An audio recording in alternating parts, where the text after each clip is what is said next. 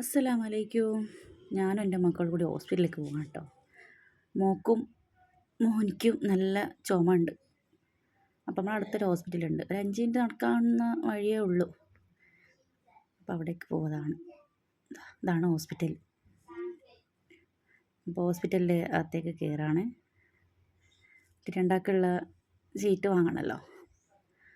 അപ്പോൾ പേരൊക്കെ പറഞ്ഞു കൊടുത്ത്, ആദ്യം മോളെ പേര് പറഞ്ഞു കൊടുത്ത്, പിന്നെ മോൻ്റെ പേരും പറഞ്ഞു കൊടുത്ത്. മോളത് കിട്ടി. മോൻ്റെതും വാങ്ങി.